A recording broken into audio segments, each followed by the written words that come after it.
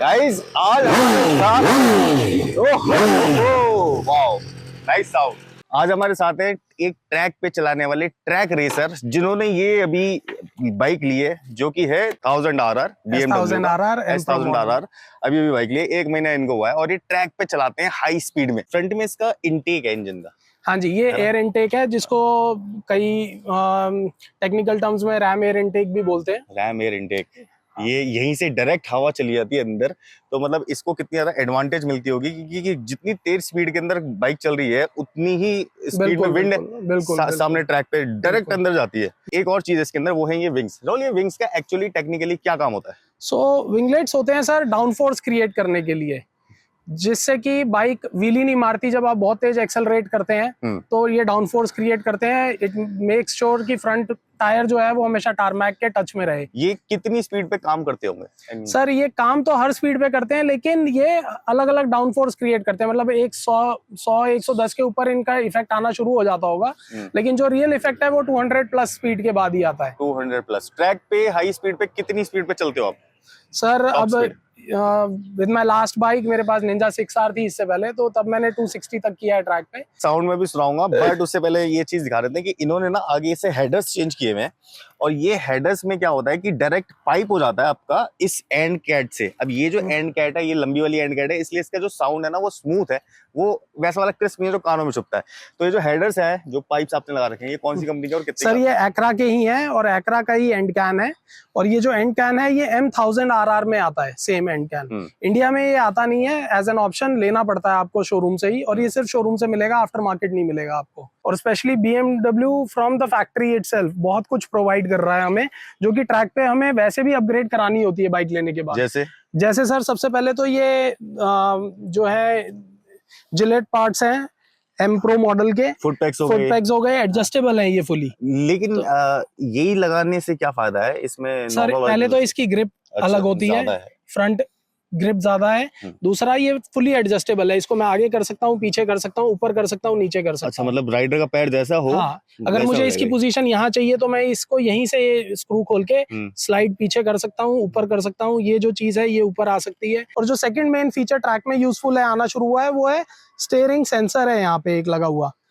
ये drift control और slide control में हेल्प करता है। इसकी वजह से ड्रिफ्ट और स्लाइड कंट्रोल जो है वो इस बाइक का काफी एडवांस हो गया है। और ये ड्रिफ्ट और स्लाइड कंट्रोल होता क्या है? तो सर ड्रिफ्ट कंट्रोल और स्लाइड कंट्रोल ये है कि मान लीजिए अगर हम ट्रैक पे हैं और हम एक कॉर्नर को एंटर कर रहे हैं राइट साइड से, और हम बहुत एक्सट्रीम ब्रेकिंग करते हैं, मान लीजिए बैक स्ट्रेट पे हैं BIC के और 300 की टॉप स्पीड से हम एक्सट्रीम ब्रेकिंग कर रहे हैं, तो जब हम ब्रेक करते हैं तो रेयर ब्रेक हम ट्रैक पे यूज नहीं करते। अच्छा। क्योंकि उससे स्लाइड होने का चांस रहता है, ड्रिफ्ट होने का चांस रहता है। जो बहुत एक्सपर्ट राइडर्स होते हैं वो रेयर ब्रेक को एक्चुअली अपनी एडवांटेज में यूज करते हैं और ड्रिफ्ट को क्रिएट करते हैं। लेकिन हमारे जैसे अनाड़ी जो अभी पिछले 2 ही साल से ट्रैक कर रहे हैं, उनके लिए BMW ने ये फीचर दिया है कि आप निडर होके इसकी सेटिंग सेट करके आप एक ड्रिफ्ट एंगल सेट कर सकते हो। ओके। और उस एंगल पे जाके आपकी ड्रिफ्ट इनिशिएट हो जाएगी, और ना उससे ज्यादा होएगी और ना पावर कट होगी, उस ड्रिफ्ट कंटिन्यू होती जाएगी। अच्छा। अब अगर आपने ब्रेकिंग ड्रिफ्ट मारी है, आप ब्रेक एक्सट्रीम ब्रेक करके कर रहे हो, तो आपने रेयर टायर को लॉक किया है। हाँ। तो रेयर टायर आपका मेरा ये लीन होएगा, तो रेयर टायर इधर आएगा।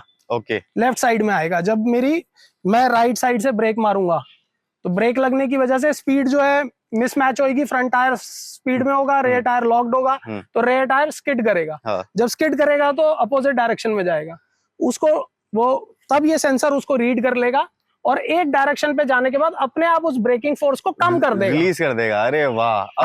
अब लेमन लैंग्वेज में बताओ कि ये सिस्टम काम ऐसे करता है कि इसके पास कंट्रोल्स हैं। बड़ी सिंपल लैंग्वेज में ये है कि अगर आपने ब्रेक को ज्यादा मार दिया तो ये ब्रेक को रिलीज कर देगा और आपकी स्लाइड को एक्सीडेंट में कन्वर्ट होने से रोक लेगा। और अगर आपने थ्रॉटल बाहर निकलते टाइम मोड़ से, एक तो ये तो हो गई मोड़ में घुसने की बात, मोड़ से बाहर निकलते टाइम अगर आपने एक्सेलरेशन ज्यादा दे दी तो भी ये एक्सेलरेशन को कम कर देगा और आपको फिर से हॉस्पिटल जाने से रोक लेगा। तो ये एआई सिस्टम, आर्टिफिशियल इंटेलिजेंस जैसा कुछ एक सॉफ्टवेयर सिस्टम इसके अंदर है, बिल्कुल जो कि इन सब चीजों को कैलकुलेट करता है। व्हील्स बिल्कुल। के अंदर भी सेंसर्स हैं, शॉकर्स के अंदर भी सेंसर्स हैं। इनफैक्ट की गियर शिफ्टर जो है इसका, ये पावर शिफ्टर्स है ना। हाँ जी, ये up and down quick shift है। ये रहा इसका ऑटो ब्लिपर भी है। ये रहा इसका क्विक शिफ्टर, ये अप एंड डाउन शिफ्ट मार सकता है। अच्छा, ये इसका फायदा ये होता है कि हम क्लच बिना दबाए हुए बिल्कुल शिफ्ट मार सकते हैं, अप हाँ, एंड तो डाउन। रेस ट्रैक में तो इसका बहुत ही बड़ा एडवांटेज है, क्योंकि वरना हमें रेव मैचिंग करनी पड़ती है। तो पहले ही रेस ट्रैक में कॉर्नर एंट्री के टाइम पे इतनी चीजें होती हैं दिमाग में करने के लिए, अगर आप रेव मैचिंग भी करने लग जाओगे तो आपकी बाइक डिसबैलेंस होने का या आपका कॉर्नर खराब होने का चांस बहुत होता है। तो ऑटो ब्लिपर होगा तो आप एक साथ 6th गियर से सीधा 2nd गियर में आओगे, आपका सारा फोकस आपके मोड़ पे होगा, आप टेंशन फ्री होके उस मोड़ को अपने तरीके से काटोगे जैसे आपने करना है। हाँ, और फिर ऐसे ही एक्सेलरेट करते टाइम आपको क्लच यूज नहीं करना, तो ऑटोमेटिक एक्सेलरेशन में भी हेल्प करता है। ये वैसे बड़ी टेक्निकल चीज है और बहुत अच्छी चीज है। ये कुछ बाइकों में बाहर से भी लग जाती है, लेकिन कुछ कंपनीज इसको लगा के देनी है। तो इसमें क्या है कि अब भी इजीली हो जाता है और डाउन भी इजीली हो जाता है। तो जैसे ट्रैक रेसर है तो इनको वहां पे क्लच का जो कुछ मिली सेकेंड का टाइम होता है मैच करना, जितने प्रोसेसेस कम हो जाए, जितना काम कम होए उतना अच्छा है, क्योंकि मिली सेकेंड का भी की गेम है, फर्क पड़ता है भाई। ये सारी चीजें। और क्या कंपोनेंट है इसमें सर? और इसके अंदर जो कंपोनेंट है वो रेस स्पेसिफिक अगर मैं बताऊं, जैसे हमारी पहले बात हुई आपसे, कार्बन व्हील्स हैं। तो ट्रैक पे कार्बन व्हील्स का बहुत बड़ा रोल है, क्योंकि लाइट वेट है और रोटेटिंग मास जितना कम होगा उतनी बाइक की फ्लिकेबिलिटी और एक्सेलरेशन अच्छी होगी। अच्छा, ये कार्बन व्हील्स में जैसे मैं टैप कर रहा हूँ तो इसका साउंड भी थोड़ा सा डिफरेंट है। हाँ जी, क्योंकि ये फाइबर बेस्ड है। हाँ, क्योंकि कार्बन फाइबर है, तो कार्बन फाइबर की हमेशा जो है, वैसे भी फ्रेजाइल भी होते हैं सर, ये सड़कों के लिए नहीं बने हैं। हाँ। अगर हम सड़कों पे इसको ज्यादा गड्ढों में चलाएंगे तो इनके क्रैक होने का भी डर होता है, तो इसलिए लोग इसको कई बार अवॉइड भी करते हैं। लेकिन जो ट्रैक पे चलाना चाहते हैं उनके लिए तो ये बहुत बड़ी ब्लेसिंग है और एडवांटेज। वैसे आपको कोई आइडिया कि इसका कॉस्ट कितना होगा? ये सर करीब बहुत एक्सपेंसिव चीज है ये सर। फ्रंट आता है मेरे ख्याल से 2,30,000 के आसपास, और रेयर आता है 350 का, तो करीब 5.5 लाख के आसपास का टोटल सेट है। 5-5.5 लाख रुपए मान लो। ये तो कोई सस्पेंशन हाँ जी बीच में जो लगी हुई है, वो क्या चीज है पीछे? वही है इसका हाइट एडजस्टर, जो मैं जो चेसेस की बात कर रहा हूँ, एम्प्रो चेसेस है, वो यही कंपोनेंट है मेन। ये पहले नहीं आता था, अब ये एडजस्टेबल आता है, तो आप इसकी जो राइड हाइट है वो ऊपर नीचे कर सकते हैं इससे। सुपर बाइक होती है, एक ट्रैक मशीन होती है, उसके अंदर हम क्या देखते थे पहले कि टेल जो होती है बहुत शार्प होती है, उसमें एक लाइट होती है यहाँ पे। ये BMW ने कुछ टाइम पहले से ये डुअल लाइट कर दी है, ऐसे पीछे से कर दी, तो इसमें लुक पे काफी ज्यादा इम्पैक्ट पड़ता है। पीछे से ये 2 लाइट दिखती है, और यही है टर्न इंडिकेटर्स भी। वो वाली लाइट को मिस नहीं करते हो जो बीच में होती है छोटी सी? नहीं सर, ये क्यों, जैसे आपने बोला ना ये ट्रैक फोकस बाइक है, तो इसको करने का रीजन मैं आपको बताता हूँ, ज्यादा लोग जानते नहीं होंगे। इसका सबसे बड़ा रीजन है कि ये पूरी यूनिट बाहर आ जाती है। अगर वो लाइट अलग से होगी, हमें वो लाइट अलग से निकालनी पड़ेगी। अच्छा, ये वाली यूनिट जो है, ये पूरी यूनिट यहाँ से बाहर आ जाती है, तो हमें एक टेल लाइट अलग से नहीं निकालनी, इंडिकेटर अलग से नहीं निकालने, हमारा टाइम बचता है, हमारे कंपोनेंट्स बचते हैं। और ट्रैक पे टेल लाइट की जरूरत भी नहीं है। ट्रैक पे टेल लाइट होनी ही नहीं चाहिए, क्योंकि वो कंफ्यूज करती है पीछे वाले राइडर को। It is not safe to use lights. We are blessed to have BIC here in Delhi NCR। तो ट्रैक का जो एक्सपीरियंस है वो बहुत ही यूनिक है, और मेरे हिसाब से हर राइडर को, जिसको भी लगता है कि मैं बहुत फास्ट हूँ या मैं बहुत अच्छी बाइक चलाता हूँ, उसको ट्रैक जरूर जाना चाहिए। पहले कॉर्नर में पता चल जाएगा कितने पानी में है। तो ट्रैक पे बाइक जो है ना, वो हाथों से कम और बॉडी से ज्यादा चलती है, और खासकर से टांगों से। तो आपकी थाइस से आप ये जो ग्रिप पैड्स लगा रखे हैं, ये सिर्फ ट्रैक के में ही सबसे ज्यादा काम आते हैं। आप यहाँ पे अपनी इनर थाइस से ग्रिप करते हैं बाइक को, और उससे मैन्यूवर करते हैं बाइक को। तो जब आप इस तरफ लीन कर रहे होते हैं तो आप इधर की ग्रिप को रिलीज करके इस फुट को बाहर करते हैं, और इधर से प्रेशर लगाते हैं बाइक पे, तो बाइक इधर जाती है। अच्छा। और जब आप उस तरफ लीन करते हैं तो आप उस फुट को फ्री करके, उस थाई को फ्री करके इस थाई से प्रेशर लगाते हैं, बाइक उधर जाती है। स्टीयरिंग को आपको जितना सिंपल रिलैक्स, हाथ को जितना ढीला रखेंगे उतना अच्छा है ट्रैक पे। स्टिफ बॉडी बिल्कुल नहीं चाहिए ट्रैक पे। स्टिफ बॉडी नहीं चाहिए, वो बिल्ली वाली चाहिए बॉडी, कैट वाली। बिल्ली कहां से कहां पे कूद जाती है उसको कोई फर्क नहीं पड़ता। लेकिन ये बाइक आपका प्लेग्राउंड है, आपको इस बाइक में पूरा नाचना है ट्रैक पे। एग्जैक्टली। तो ये आपको ट्रेनिंग कितने टाइम के अंदर मिल गई थी, या फिर आपने किसी ट्रेनर से ट्रेनिंग ली है? कोचेस तो है, मैं ISB के ट्रेनिंग स्कूल है, वहां से मैंने लेवल 1 और 2 किया है। कितने दिनों का होता है ट्रायल पीरियड? 2 दिन का कोर्स होता है, लेवल 1 एंड 2। उसमें फर्स्ट डे होता है और सेकंड डे होता है, और ऐसे ही लेवल 3 एंड 4 फिर बीच में आप कुछ ओपन ट्रैक डेज करते हैं। हाँ। और फिर जब आप थोड़े ग्रेजुएट हो जाते हैं और लर्निंग आपकी लेवल 1 और 2 वाली कंप्लीट हो जाती है, तो वो सिखा तो आपको देते हैं, लेकिन प्रैक्टिकली आप 3-4 ट्रैक डेज में उसको अप्लाई कर लेते हैं, फिर आप लेवल 3 एंड 4 करते हैं। साउंड सुनेंगे अब इसका, कितना प्यारा सूदिंग साउंड है।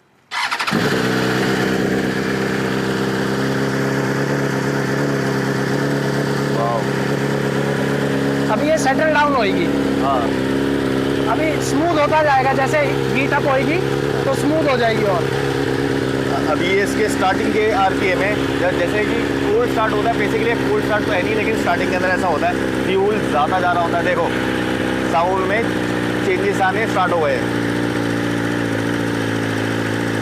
हो गया ना। ये कह रहा था मैं, जब आप रोड पे एक्चुअली चल रहे थे तो बाइक का साउंड बहुत स्मूथ आ रहा था, ऐसा लग नहीं रहा था कि ये कुछ वैसा सीन है। अगर इसको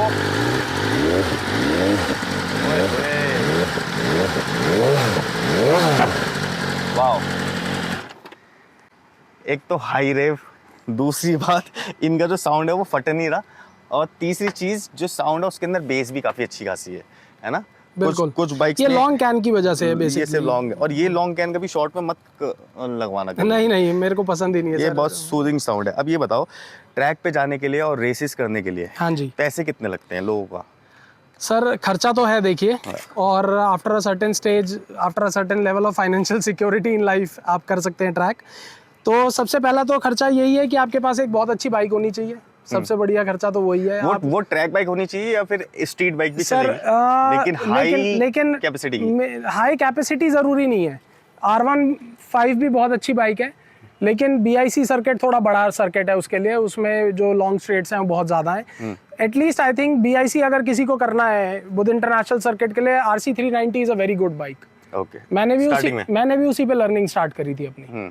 तो RC 390 is a very good bike. RC 390 जैसी एक बाइक आपके पास है, उसके बाद आपके पास प्रॉपर राइडिंग गियर्स होने चाहिए, आपको रेंट पे मिल जाते हैं। इनफैक्ट अब तो काफ़ी लोग RC 390 भी रेंट पे प्रोवाइड कर देते हैं ट्रैक के लिए। तो ऐसा नहीं है कि आपको बाइक खरीदनी है। तो ये सारा का सारा वहीं पे ही मिल जाता है अरेंजमेंट, या फिर बाहर से लेके जाओ? नहीं, अगर ISB के जैसे है ट्रेनिंग स्कूल है, आप ट्रेनिंग स्कूल वालों को कांटेक्ट करेंगे और बोलेंगे मैं ट्रैक करना चाहता हूँ और मेरे पास ये चीज़ें नहीं है, वो हर एरिया में आपको हेल्प करेंगे, बाइक भी ऑर्गेनाइज करा देंगे आपको। ट्रैक वैसे ही बात बताऊं, जो ट्रैक करना चाहता है वो बंदा बाइक भी उसके पास होगी, और वो जो गियर्स वगैरह है वो भी ले लेगा यार। क्या दिल्ली NCR में ट्रैक करने के लिए I think the best guidance if someone can give you is Simran from red line racing store, जो नारायणा में उनका स्टोर है। तो he can give you the best guidance on track. He is one of the fastest rider on track, and his father is also a track rider. तो मेरे ख्याल से अगर किसी को भी ट्रैक करना है तो गेट इन टच विद सिमरन सबसे पहले, और वो आपको वहाँ से हेल्प करा। चलो ठीक है, ये तो हुई सारी इनकी ट्रैक की उसकी बातचीत की। क्या इनका पैशन रहा है अभी 2 साल में? भाई ये सब कुछ शौक करने के लिए काम क्या होना चाहिए इंसान का? मेन मुद्दा तो वही आता था। देखो सर, नौकरी से तो बड़ी मुश्किल है। तो मेरे हिसाब से काम ऐसा नहीं है। देखिए, बहुत सारे लोग हैं जो जिनका पैशन इतना ज़्यादा है और वो अपनी सैलरी से भी सेव करके इन चीज़ों को कर रहे हैं, क्योंकि एक track day on an average आपको 70,000 के आसपास पड़ जाता है मिनिमम, क्योंकि उसमें आप बाइक टो करके ले जाओगे, आप उसके अंदर फ्यूल का खर्चा देखोगे, आप उसके अंदर ट्रैक फीस भरोगे जो कि ऑलरेडी 45,000 से 50,000 के आसपास होती है 1 डे की, 2 डेज़ की।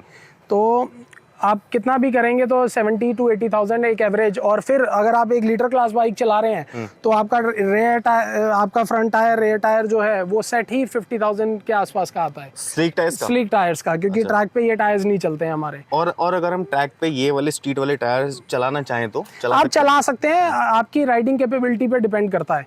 अगर आप उतने फास्ट राइडर नहीं है अभी तो बेटर है कि आप एक अच्छा रेस स्ट्रीट टायर ही चलाएं। ये BIC में बाई चांस अगर कोई क्रैश हो जाता है, जैसे मान लो कि कोई नूब है और उसने बाइक ले ली लीटर क्लास और बहुत गंदा क्रैश हो गया, तो उसके लिए क्या क्या होता है प्रोसेस? वहाँ पे बहुत अच्छी मेडिकल फैसिलिटी है, वहीं पे BIC में ही एक क्लिनिक है, वहाँ पे इमीडिएट फर्स्ट एड मिलती है, और हमेशा all the time there is a medical van which is ready, an ambulance which is ready, आपको इमीडिएटली नियरेस्ट हॉस्पिटल में ले जाते हैं वो। वेरी गुड, यही तो सुनना चाहता हूं। नहीं, इट इज एब्सोल्युटली सेफ। हाँ, वो वरना ये नहीं होता ना कि बंदा सर ट्रैक पे ट्रैक पे आप गिरोगे, आप जल्दी हॉस्पिटल पहुंचोगे, आपको जल्दी फर्स्ट एड मिलेगी। सड़क पे आप गिरोगे, आपको कोई नहीं पूछेगा। तो मैं इसीलिए बार बार कहता हूँ कि track riding is far more safe than street riding. अगर कोई ये बाइक को प्लान कर रहा है यूज्ड भी या फिर ब्रांड न्यू, हाँ जी। तो उसको किन सब चीज़ों का ध्यान रखना चाहिए और कितना पैसा इसके लिए सही है लगाना? सर देखिए, पैसा तो हर एक की पॉकेट के ऊपर है, उस पर कमेंट करना मुश्किल है। मैं ये कहूँगा कि अगर किसी के पास इतना पैसा है जितने की ये बाइक है, तो इससे बढ़िया वैल्यू फॉर मनी बाइक कोई भी नहीं है मार्केट में इस टाइम पे। और अगर कोई ईएमआई पे भी लेना चाहता है तो ले सकता है? बिल्कुल बिल्कुल, आप 7-8 लाख की डाउन पेमेंट दीजिए, 50,000 की ईएमआई कीजिए, 5 साल में आप ईएमआई मुक्त हो जाएंगे। और बाइक आपकी 5 साल बाद। वेरी गुड यार, नाइस टू मीट यू। चलिए, बहुत ही अच्छा लगा। एक प्रोफेशनल जो कि होने वाले हैं लेकिन अभी कर रहे हैं, 2 साल से लगे हैं भाई। 2 साल से करना भी बहुत बड़ी बात है ना इंसान के लिए। इतनी जल्दी नहीं मौके मिलते ये वाले, और इनका ये शौक भी नहीं था, ये 2 साल पहले ही आया ना शौक, आई थिंक। बिल्कुल बिल्कुल, 2 साल पहले ही ये शौक आया है। जब मैंने फर्स्ट अपनी सुपर बाइक ली और लेने के बाद सड़कों पे मुझे चलाने में डर लगा, तो मुझे लगा कि कौन सी सेफ जगह है जहाँ इसको चलाया जा सकता है खोल के। चलो ट्रैक पे। तो फिर ट्रैक पे जाने के बाद सड़कों पे तेज चलाने का कोई क्रेज ही नहीं रह गया, फिर मन भी नहीं करता है। खैर, मिलते हैं नेक्स्ट वीडियो में। ये थी BMW की एक लीडर क्लास जो कि ट्रैक पे चलती है प्रोफेशनल राइडर के साथ में। ऐसी वीडियोस और देखने के लिए लाइक, सब्सक्राइब, शेयर और बहुत सारा प्यार। Bye bye.